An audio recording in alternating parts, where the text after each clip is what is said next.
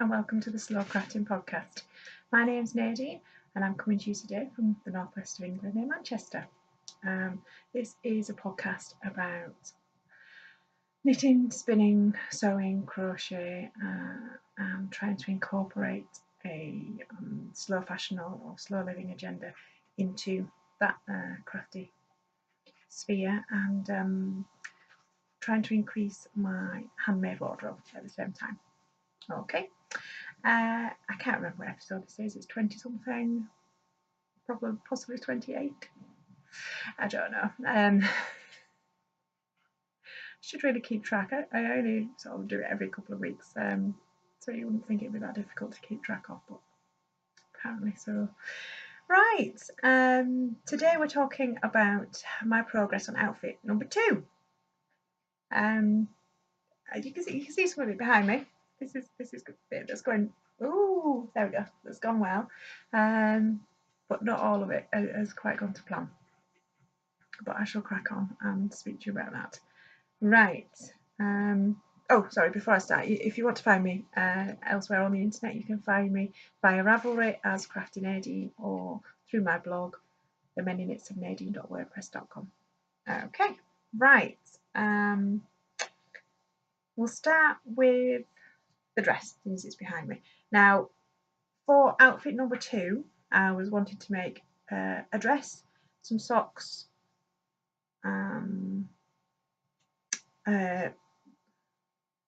sweater or cardigan, and a small shawlette.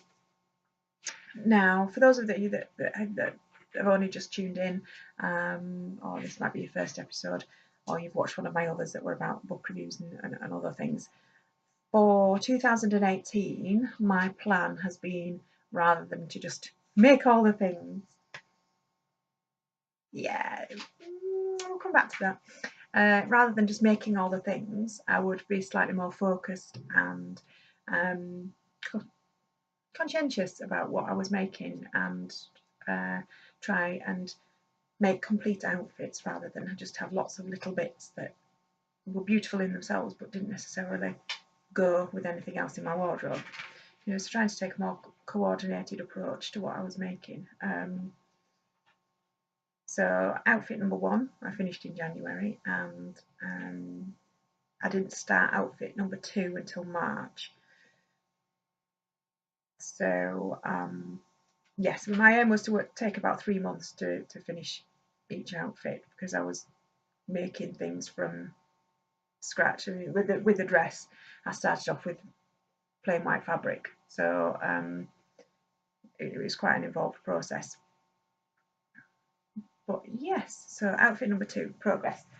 The dress is a version of this dress here, which is dress E from the Stylish Dress book by Yoshiko Tsukiori. Now, I did just the main body of it without the sleeves, because I wanted to be able to wear cardigans and jumpers over the top of it, and I often find with garments with sleeves on that aren't really tight fitting, trying to get a cardigan or a jumper over the top of those with my arms, it's just really bulky and you end up with weird lumps and having to pull your sleeve out, especially if they're not long enough, because I do as my mummy taught me as a child, and I hold on to my sleeves when I put them into cardigans and coats. But no, if they're short sleeves, then you can't do that, and they just end up ruching up and looking a bit lumpy and feeling uncomfortable. So I did it without the sleeves, and so I can wear it in warm weather as it is, or if it's colder, I can wear a long sleeve t-shirt underneath and still get a cardigan or jumper on top. As it turns out, the cardigan that I'm knitting doesn't have traditional sleeves, so I could possibly have got away with making sleeves on it, but I didn't want that, so I can wear it with other cardigans as well. Alright, excuse me while I lift it down. Right, so I started off with some recycled curtain lining. Basically, it was just a plain white or sort of slightly off-white cotton I think, judging by the curtains that the material was made out of, that took the lining off was from sometime around the 70s, just because of the print that was used. Sorry, I do have a helper today. She's reading books to herself in the corner, so you might hear giggling and random bits of "Stickman, I'm Stickman, Stickman, that's me." But hopefully she'll be quiet. I've bribed her with a banana to try and get this done. Right, anyway, so the dress. Now, it started off as plain white fabric. The main body I dyed with just a Dillon dye pack. I think it was the indigo blue. It's the one that's got a picture of some jeans on the front. But instead of being really conscientious and stirring the pot whilst the material was dyeing, I basically just put it in and left it. So I've got this lovely sort of speckled and variegated dye pattern over the sort of bulk of the material. And I don't know if you remember me mentioning a couple of episodes ago that I was going to do some stitched shibori in places as well. So along the hem we have this lovely pattern, which you do by folding it in half and then doing sort of semicircle stitch patterns and then pulling it tight. And I was worried about how it would line up at the seams. Now it's not perfectly matched, but they're level, so I'm really quite pleased with that. Yes, and then on the pockets I've got some more just sort of circular prints, which is sort of part tie-dye, part shibori. And then the fabric on the back was, I don't know if you're going to be able to see very well, but it's I did some bundle dyeing. So I went around and collected random plants and things from in my garden and placed them on another bit of the fabric, and then over the top of that I laid a second sheet of fabric that had been soaked in some Wilton's food dye, one of the turquoisey colours, and then bundled all that up and then steamed it. So it's got some of the purple, some of the turquoisey blue from the food dye, but then it's also got the purples and some yellows from the various plants that were put on it. Now this one, it doesn't show up any of the leaf patterns very clearly, certainly not on this quality video. Some of the other bundle dyes I did at the same time, you can get better sort of definition on the leaves, but I quite liked this one. I was hoping that I would have enough of this fabric to do the pockets as well, but I didn't. So that's why I did the sort of circular prints on the pockets, just to make them a bit more interesting.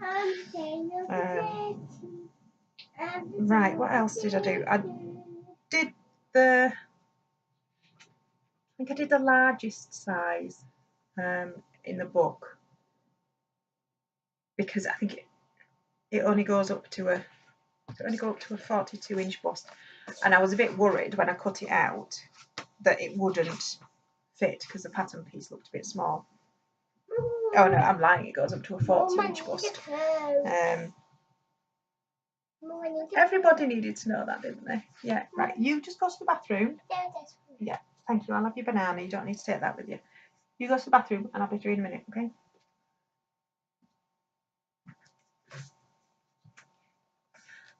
Exciting information on this podcast. Right, yeah, it only goes up to a 40-inch bust. But the patterns are, well, there's the step, use the step and turn the light on. Excuse me one moment.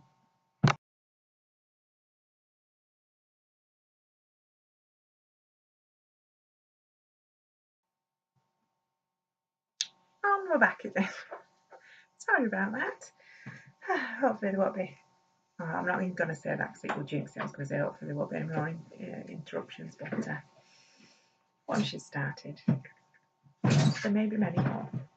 Right, so as I was saying about the dress, I made the largest size, but there's lots of positive ease on it, so there's plenty of room.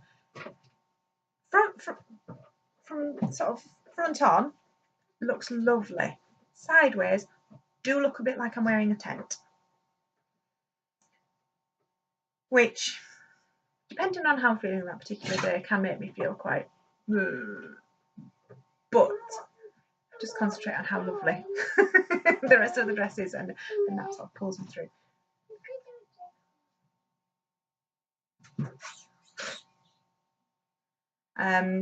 Yeah, so what else have I done on the dress? I used bias binding rather than facing around the neckline and the armholes, and I didn't have any in a blue, so yes, darling. Yes, you can do a jigsaw. Yes, you can. Just move the cot, move the doll's cot, and you'll be able to get it out. So I used a yellow around the neckline and the armhole, and because I've not really read the instructions properly on the dress, I hadn't added extra to the bottom for hem, so well, you'll have to wait then, darling. So instead of hemming the bottom, I did bias binding at the bottom as well. But that's in a nice red colour, and it really made me happy having different coloured bias binding. It made me even happier if it had been jazzy rather than a solid colour, but easily pleased. So yes, what else did I do? Oh yes, on all the seams I did some herringbone stitch just to reinforce them, because they're not full or overlocked or anything else, and because on the sort of Viking historical recreation whatever outfits, a lot of them have seam treatments and embroidery down the seams, and I've been looking at those a lot before I did this. I thought I really liked that. I want that on my dress. So yes, it's on the both side seams, across the back where the back yoke's joined to the skirt, on top of both shoulders, and then there's pin tucks down the front. They're not pin tucks because they're quite wide, but you get the right idea. So I did some herringbone stitch down those as well, but obviously varying in length, just as a bit of a embroidery decoration feature. Now I used some embroidery cotton for that, but I used one that went from sort of white to pale turquoise, so it was like ombre effect, but with quite short colour repeats, just to tie in the back panel a bit more and make it look less like, oh, I've just run out of fabric, I'll bang that on and hope for the best. So yes, that's the dress. I'm really happy with it. I did notice actually, because I have worn this, that this pocket, which is the one that I put my phone in, is starting to sort of bag out a bit, rather than this pocket, which I put lighter things in. So I might have to keep swapping which one I put my phone in, or reconsider future outfits, and instead of putting patch pockets on the front, have a inseam pocket, just to sort of make things less likely to bulge out of shape over time. Right, I shall put this back and then move on to the next bit.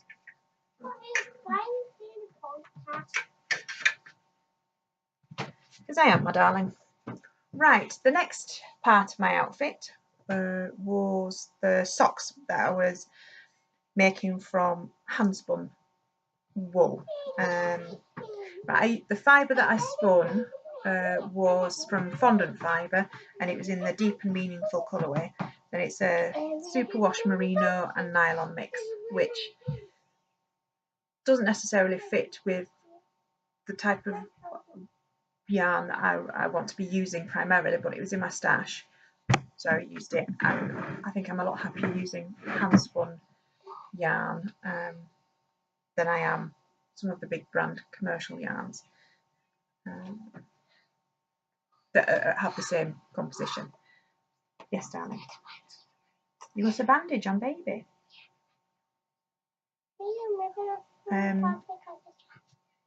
There's some more fabric under here, darling. Baby bandaging to be done. I've moved the noisy toy that she generally sets off whenever I try and record with her, but she's still finding ways of being involved in the podcast. Right, so these are the socks. They were an improvised pattern using a stitch motif from in this book, the Japanese Knitting Stitch Bible. And I liked it because it had smocking on it. And I thought, if I just do it up the front and only in one place, then I can get smocking in because I like it, but without it being too lumpy to wear in a shoe. So it's got a lace pattern in it as well. And I just did a fish lips kiss heel because I wanted the pattern to run this way, so I did it toe up. But I've not made any toe up socks with a heel flap and gusset, but I have done them with fish lips kiss heels before, so I could do that without having to really think about it.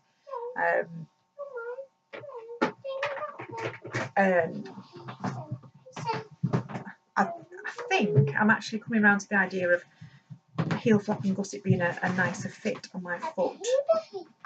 I do a lot of fish lips kiss heels because they're another short row heels because they're just quite quick and easy.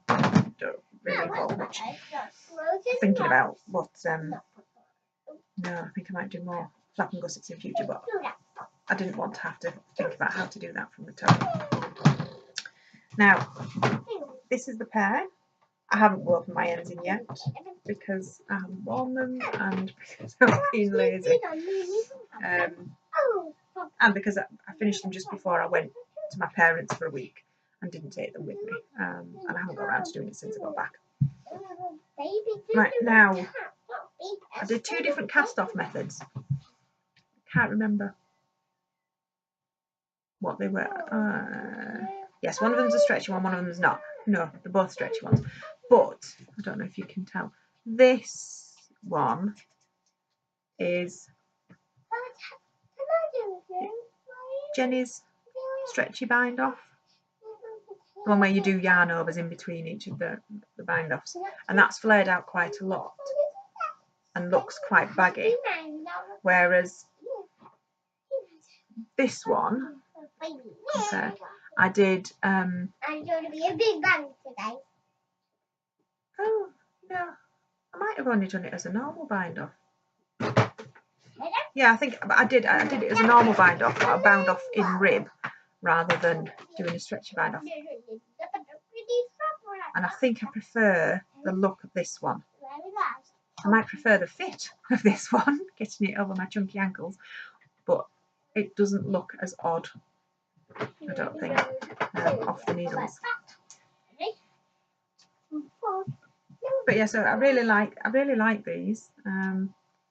They're quite a dense fabric because I was knitting them on 2.5mm needles. I actually knitted these on DPNs, which I don't usually. I normally do magic loop on a circular needle, but I didn't have an empty 2.5mm needle that I like. There's the one that I prefer using, which is my Knit Pro Symphony one, was already in another pair of socks. And I've got a few other bamboo needles, but I do have a tendency to break the 2.5s, either pull the needles off the end or snap them, just from overuse. And I think a couple of years ago I did 20 odd pairs in a year, and I think that took its toll on my needles, and I haven't replaced the sets yet. So I ended up doing these on some metal dull points. And it was alright actually. Yeah. It's not my preferred method for doing socks, just because it feels a bit awkward, and I feel a bit uncoordinated when I'm trying to manage all those needles. But yes, so I like how these turned out. That I think the yarn that I knitted, that I was using, I originally thought it was a fingering weight, but I think realistically it's a sport weight. So on the 2.5mm needles, it's quite a sturdy, bulletproof fabric. Not quite as thick as the socks that I did, the Texel socks that I did last time for outfit number 1, but still hopefully hard wearing. Now the shawl or shawlette that I was making was a crochet one. Erica, be quiet for me because I'm talking. Why am I talking to the podcast? Because I like talking about what I'm making, and sometimes people like listening.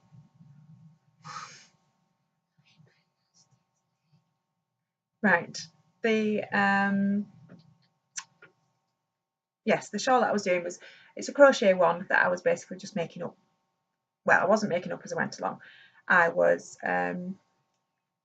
basing it on a shawl that I made for my oldest daughter for Christmas because she asked for a shawl.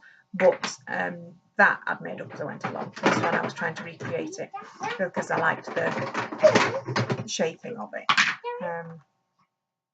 And I used 2 different colours. So it's sort of an elongated crescent, basically.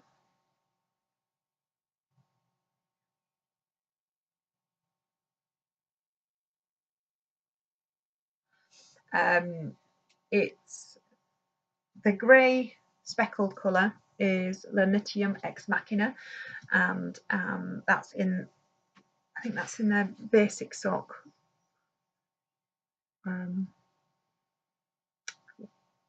Base, and it's the Eurydice colourway, and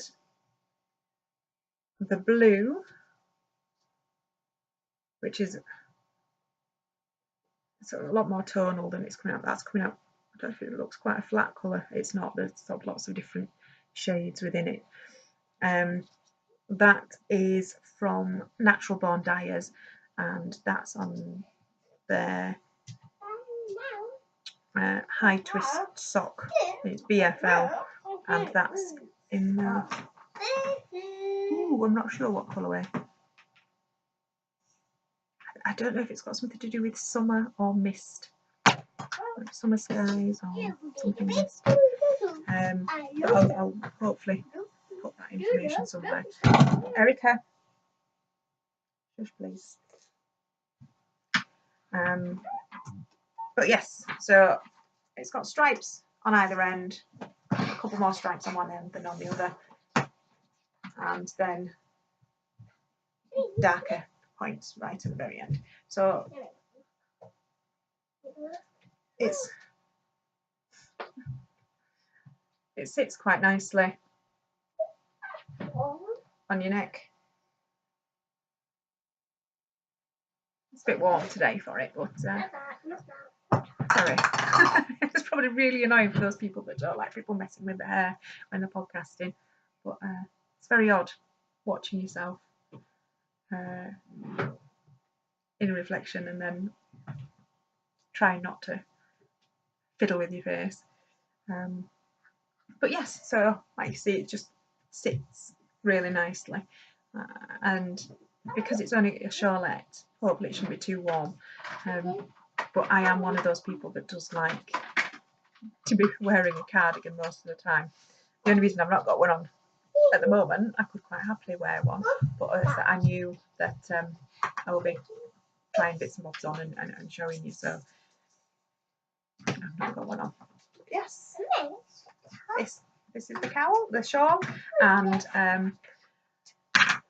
my plan is to get it written up and photographed and release the pattern at some point. But how long it's going to take me to get around to doing that is another matter entirely. Might depend on interruptions of darling daughters and generally life getting in the way, because I was hoping to have got it written up already, but we haven't.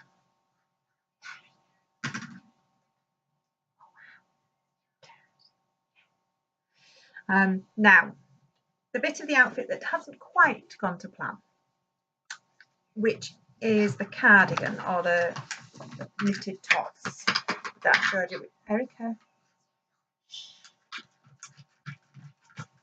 This is from Rowan's Nordic Tweed, which is it's quite an old publication. I think it was released in about 2012.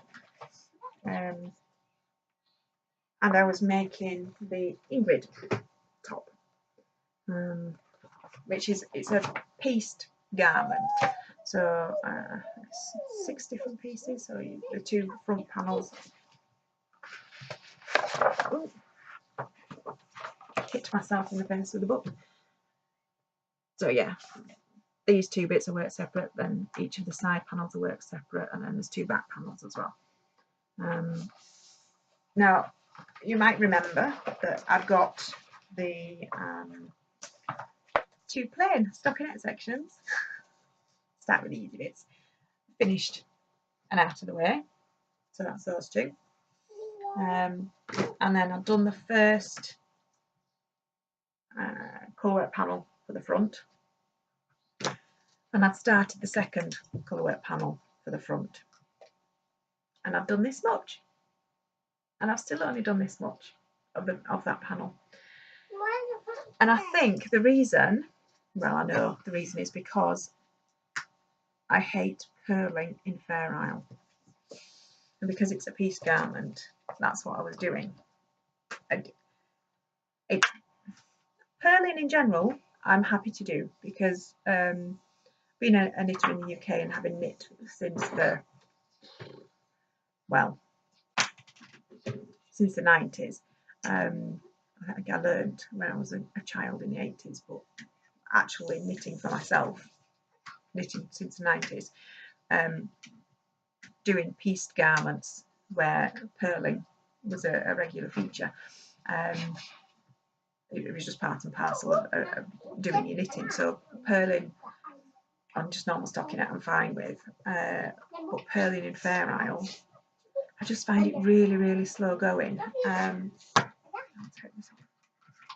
it really slow going, and it was putting me off working on this project, because I'm like, I just knit on something else, or even more drastic, I just won't knit anything tonight.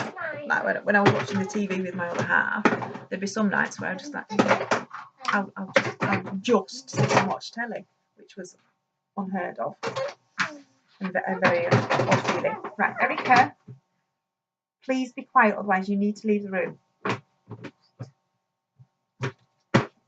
Can you go play with that over there, please? Sorry about all the noise disruption.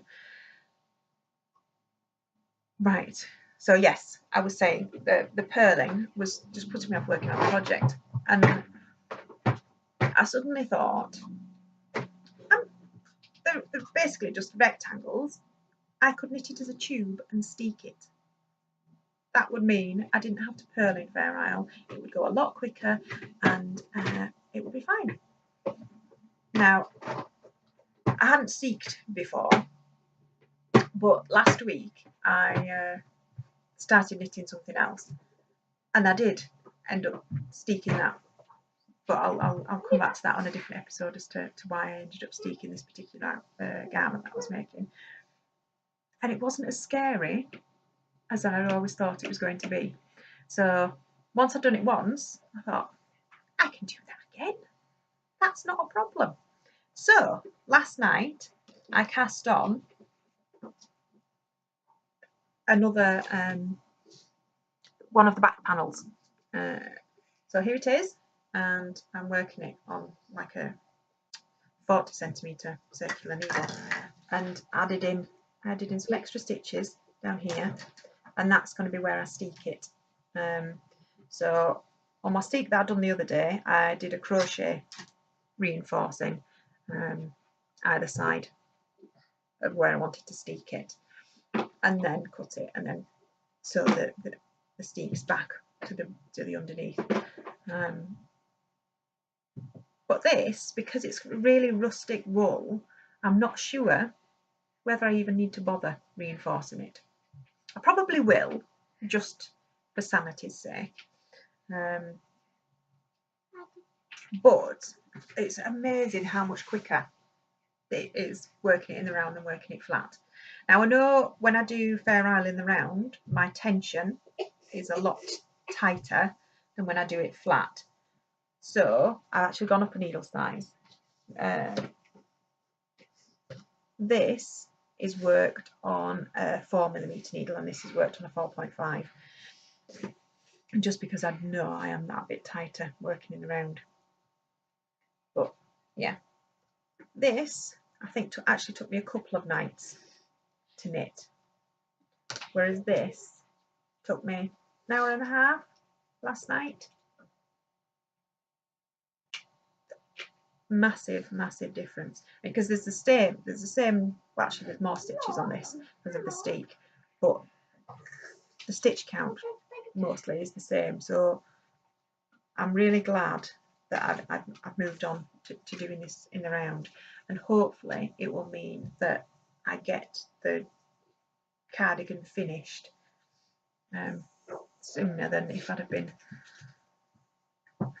slogging my way through working it flat. But yes, so most of the outfit's finished. There's just that one piece. So I'm now counting that outfit as finished, and I'll work on the cardigan or knitted top until it's done. And I'll show you when it's done at a later date. But fluff in my hair. Oh, it might just be a shiny. It might just be a grey bit. Yeah, so I'll show you that cardigan when it's finished at a later date. But next episode I will move on to talking about outfit number 3 and what my plans are for that, because I've already started on outfit number 3 now, so I won't just be showing you balls of wool for that one. I'll be going, look, it's already half knitted, because like I said, when I think I mentioned earlier about knitting all the things, yeah, I did have a bit of it, despite my plan to be more focused on what I was making and what I was doing. I did have a bit of a must cast on all the things moment a couple of weeks ago. So yeah, I think I've currently got an extra 2 cardigans on the needles, and yeah, a dress that's halfway through being made, even though that's not on my list of my outfits. Oh, another a crochet top, and oh, that's lovely. And yeah, another shawl, but that shawl is part of outfit number 3, and it's also part of a review that I'm going to be doing for Minerva Crafts as well. So I'm allowed to cast that on. Oh, there was something else. Oh yeah, I queued more projects the other day as well. I had an overwhelming desire to knit another Stephen West jumper. But the one that I wanted to cast on is because I was watching a podcast, and the woman that was wearing this particular jumper, and I just that's so lovely, and I could use my hand spun, and I could use this, and I could use that. It was the Mild Magic, I think. It's the one that's really oversized and long at the back but short at the front, and then has sort of back wing sleeves to a tight cuff. Now, the woman that was wearing it, I'd say she was about a UK size 8, possibly a size 6. It's got to look very different on me to how it looks on her, but in my head it's still going to look beautiful. And to be frank, if I've knitted it out of handspun, it is. It's going to look beautiful. But I really wanted to cast one of those on, but I'm being good. So I've just queued the pattern, and I think I'll wait until later in the year. I haven't bought it yet. This is the only thing stopping me casting on. Oh, you got a sleeping cat in your cat box. But yes, I really wanted to cast that on, and there's loads of other things that I really want to knit, but I'm trying to think, no, I need to be more focused on what I've got in my wardrobe, what I actually need in my wardrobe, and we'll go from there. Plus, I also started a diet last week because, well, for many reasons, but the two catalysts were I saw a picture of myself that my other half had taken when we were out walking, and I wasn't happy with how I looked on this picture. And secondly, I went to a group with my youngest girl, and one of the other children, when I walked into the room, asked me if I had a baby in my tummy. And I thought, no, just pies. So yes, so I shouldn't really be getting overexcited and casting on everything and making everything, in case my body size does fluctuate between now and the end of the year. But yes, so we shall see. It might be that I've made all these things and they no longer fit, but the joy of knitwear is that it will fit you in a range of sizes. It might just look slightly differently. It stretches or it doesn't, depending on how big your body size is. And the dress that I've made, because it is oversized and baggy, it's not going to look wildly different, the size I am now, compared to like one dress size lower. It's not going to be massively different. And what did I make earlier on in the year? Oh yeah, my wraparound dress. That shouldn't be too affected. The waistcoat, again, because it's a knit, will not look massively different. A dress size lower. So hopefully they should all fit, but I need to bear that in mind when I'm working out my next couple of outfits for the year. Right, I think that's enough of me waffling and enough of my child chattering in the background. Hopefully it hasn't annoyed you too much. I do manage to tune it out quite a lot, so I know my other half, if one or both of the girls are chattering away, hello, he finds it really distracting and can't concentrate, whereas I, because I spend all day with them, can tune it out and ignore it whilst I get on with whatever else I need to do. So hopefully it hasn't been worse than I thought it has, and you've still been able to focus on what I've been saying. Right, I think that's enough for now. Hopefully I'll see you in a couple of weeks' time. But again, I mean, my schedule was slightly off this time because of half term and being away for a week, and then trying to find time with around various different childcare related things and volunteering and the rest of it. Yeah, sorry, she's singing to a pigeon outside. Oh, having children's ears, an endless source of amusement. But yeah, so hopefully it'll be in a couple of weeks' time where I'll get to record and talk you through outfit number 3 for the year. Righty-ho, I shall speak to you soon. Have a nice week. Bye-bye.